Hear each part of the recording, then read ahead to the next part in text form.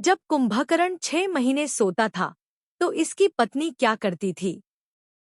एक बार की बात है, भगवान श्री कृष्ण और देवी सत्यभामा अपने महल में विश्राम भवन में आराम कर रहे थे और रावण के कुछ प्रमुख पात्रों के बारे में बातचीत कर रहे थे। बातचीत करते करते देवी सत्यभामा के मन में एक प्रसन्न आया और देवी सत्यभामा कहती है, हे स्वामी, मेरे मन में एक प्रसन्न है, आपकी आज्ञा हो तो आपसे मैं प्रसन्न पूछना चाहती हूँ। तो भगवान श्री कृष्ण कहते हैं, हे देवी सत्यभामा, तुम निसंकोच होकर पूछो, मैं तुम्हारे हर प्रश्न का उत्तर बताने के लिए तैयार हूँ। तो देवी सत्यभामा कहती है, हे दया के सागर, कुंभकर्ण के 6 महीने सोने के बाद उसकी पत्नी का क्या होता था। तो भगवान श्री कृष्ण बोले, हे देवी सत्यभामा, तुम्हारे इस प्रश्न से समस्त नारी जाति का कल्याण होगा, क्योंकि एक नारी की बात नारी ही समझ सकती है। तो देवी सत्यभामा कहती है, हे स्वामी, मैं इस कथा को ध्यान से सुनूंगी, कृपया आप इस कथा को सुनाना प्रारंभ कीजिए। तो भगवान श्री कृष्ण कथा को सुनाते हुए कहते हैं कि रामायण का एक प्रमुख पात्र था कुंभकर्ण, जो कि लंकापति रावण का छोटा भाई था। रावण का यह भाई इतना भयंकर था कि एक दिन में अनेक जीव जंतु का भोजन अकेला खा लेता था, क्योंकि ब्रह्मदेव को पता था कि आज नहीं तो कल कुंभकर्ण की भूख से संसार में हाहाकार मच जाएगा। फिर एक दिन रावण, कुंभकर्ण और विभीषण तीनों भाइयों ने मिलकर ब्रह्मा जी की तपस्या प्रारंभ की। वे काफी दिन तक घोर तपस्या करते रहे। फिर ब्रह्मा जी उनके सामने प्रकट हुए।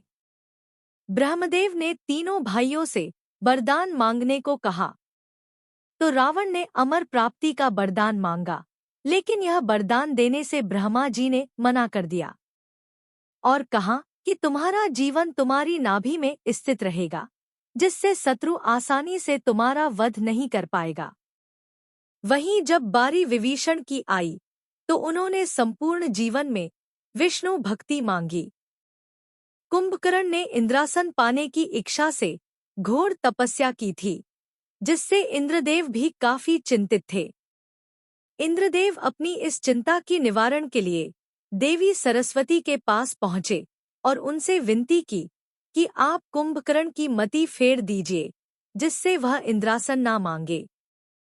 इंद्रदेव की व्यथा सुनकर देवी सरस्वती कुंभकर्ण की जिह्वा पर बैठ गई और जब ब्रह्मदेव ने कुंभकर्ण से वर मांगने को कहा, तब कुंभकर्ण ने इंद्रासन की जगह पे निद्रासन मांग लिया। इतना कहने पर ब्रह्मदेव ने तथा अस्तु कह दिया। लेकिन रावण और विभीषण ने ब्रह्मदेव से विनती की और कहने लगे, हे ब्रह्मदेव, यदि ये आजीवन सोता रहेगा तो संसार का सुख कब देखेगा। यह सुनकर ब्रह्मदेव ने 6 माह के बाद एक दिन कुंभकर्ण को जागने का दे दिया और अगले दिन से 6 महीने तक सोने को कह दिया। सोते रहने के वरदान के साथ साथ ब्रह्मदेव ने यह चेतावनी भी दे दी कि यदि कोई समय से पूर्व कुंभकर्ण को जगाएगा तो वह दिन कुंभकर्ण का अंतिम दिन होगा। इतना कहकर ब्रह्मदेव अंतर ध्यान हो गए। ब्रह्मा जी के वरदान के अनुसार कुंभकर्ण 6 महीने सोता था, फिर एक दिन जागता था और फिर 6 महीने सो जाता था। इस वरदान के बाद कुंभकर्ण सो गया तो 6 महीने बाद उठा तो पूरी लंका में हाहाकार मच गया, क्योंकि उसका शरीर एक विशाल पर्वत की तरह था। उठते ही उसे भूख लगी। सबसे पहले उसने लंका में खाना ढूंढना शुरू किया। उसने लंका की वाटिका से फल तोड़कर खा लिए। सभी फल खा लेने के बाद भी उसका पेट नहीं भरा तो उसने लंका से बाहर जाकर लोगों को खाना शुरू किया। कुंभकर्ण का शरीर बहुत बड़ा था। वह आदमियों को अपनी एक उंगली से उठा लेता था और उठाकर अपने मुंह में चबा लेता था। फिर रावण ने मंदोदरी से विवाह किया तो उसके बाद रावण ने बलि से अपने भाई कुंभकर्ण के लिए उनकी कन्या बज्रबाला का हाथ मांगा। बज्रबाला बलि की पुत्री थी और बोली विरेचन का बेटा था। बामन औरत में जब भगवान विष्णु ने बलि से 3 पग धरती मांगी थी तो उस समय बज्रवला वहीं थी, और इन सब को देखने के बाद बज्जरवाला एक शक्तिशाली कन्या बन गई थी। उसे हथियार बनाने की अच्छी समझ थी। रावण के बोलने से कुंभकर्ण और बज्जरवाला का विवाह हो गया और बज्जरवाला कुंभकर्ण के साथ लंका आ गई और लंका में बड़े बड़े अस्त्र शस्त्र बना रही थी। कुछ समय के बाद बज्जरवाला और कुंभकर्ण के 2 बेटे हुए, जिनमें एक का नाम कुंभ और दूसरे का नाम निकुंभ था। इसके अलावा कुंभकर्ण ने 2 और विवाह किए थे और यह दोनों विवाह उसने अपने मर्जी से किए थे। कुंभकर्ण की दूसरी पत्नी का नाम कर्कटी था और कर्कटी एक राक्षस की पुत्री थी जो सह्याद्री की राजकुमारी थी, जिस पर कुंभकर्ण मोहित हो गया था और बाद में कुंभकर्ण ने कर्कटी से विवाह कर लिया था। कर्कटी से कुंभकर्ण के पुत्र भीमासुर का जन्म हुआ, जो कि एक क्रूर राक्षस था। कर्कटी कुंभकर्ण के साथ लंका में नहीं रहती थी, वो एक पर्वत में रहती थी और अंत तक वही रही।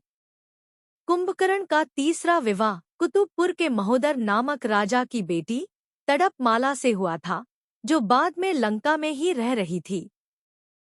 कुंभकर्ण की पहली पत्नी बज्रबाला को रावण ने लंका की शस्त्र बनाने वाली सेना का सेनानायक बना दिया।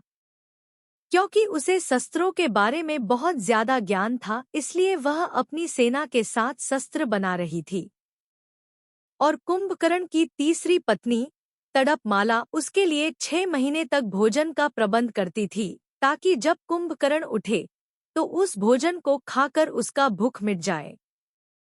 दोस्तों, रावण और कुंभकर्ण शुरू से राक्षस नहीं थे, एक श्राप के कारण वह राक्षस बने थे। धर्म ग्रंथों के अनुसार भगवान श्री विष्णु के दरबार में जय और विजय नाम के 2 द्वारपाल थे।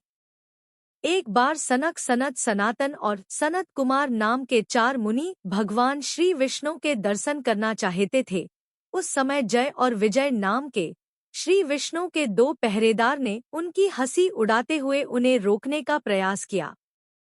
इससे वे चारों मुनि बहुत गुस्से में आकर शराप देते हुए बोले कि तुम्हारा कर्म तो असुरों जैसा है, इसलिए तुम इसी छोड़ असुर हो जाओ, यहाँ तुम्हारा कोई काम नहीं। इस पर जय और विजय को अपनी गलती का एहसास हुआ और उन्हें उन ऋषियों से क्षमा मांगी।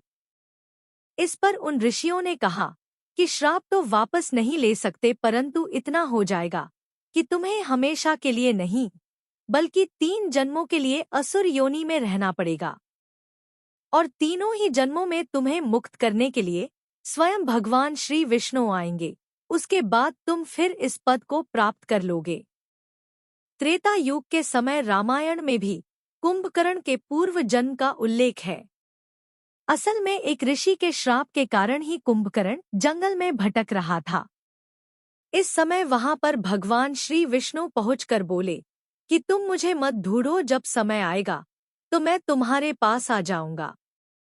इसके बाद जब विष्णु ने श्री राम का अवतार लिया और अयोध्या नगरी को धन्य किया, तो कुंभकर्ण के बारे में बताया जाता है कि वह दूरदर्शी था और उसे पहले से पता था कि श्री राम कब लंका में आकर मेरा उद्धार करेंगे। परंतु अपने उद्धार से पहले उसने अपने भाई होने का धर्म भी निभाया। असल में जब श्री राम ने माता सीता के लिए लंका पर चढ़ाई की और लंका की सेना से युद्ध करने जा रहे थे, तो यह देखकर रावण ने अपनी भाई कुंभकर्ण को जगाया। बहुत मुश्किल से कुंभकर्ण के जागने के बाद रावण ने पूरी बात कुंभकर्ण को बताई।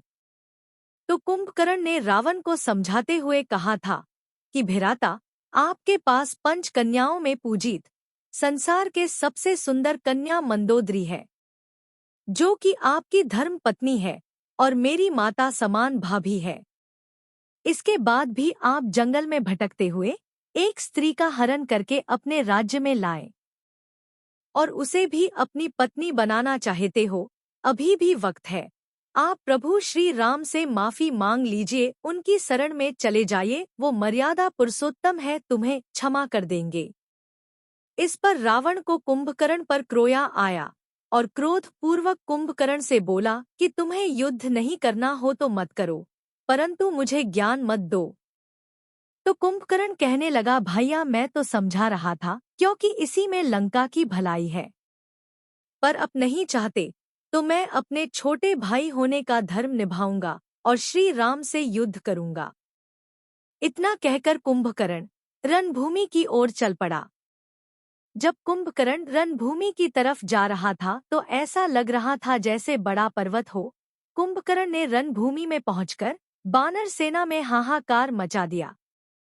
उसने भगवान श्री राम की सेना को तितर बितर कर दिया और न जाने कितने ही बंदरों को भी मार दिया था। ऐसा देखकर श्री राम ने देखा कि कुंभकर्ण अब नहीं मानेगा। तब श्री राम ने धनुष पर बाण चलाया और कुंभकर्ण को मारकर यमलोक पठाया। कुंभकर्ण के मरने के बाद रावण दुखी हो गया था क्योंकि उसने अपने भाई को खोया था। परंतु रावण से ज्यादा दुखी कुंभकर्ण की पत्नियां बज्रवाला और तड़पमाला थी और वह कुंभकर्ण के साथ सती हो गई, क्योंकि बज्रवाला और तड़पमाला दोनों ने ही श्री राम से प्रार्थना की थी कि उन्हें भी इस असुर योनि से मुक्ति मिल जाए, और श्री राम ने बाद में ऐसा ही किया।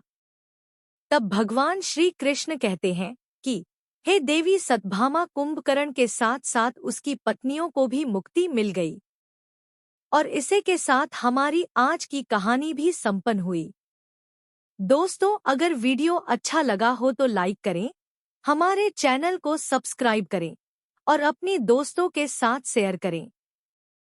कमेंट बॉक्स में जय श्री राम लिख दे दोस्तों, इससे हमारा मनोबल बढ़ता है।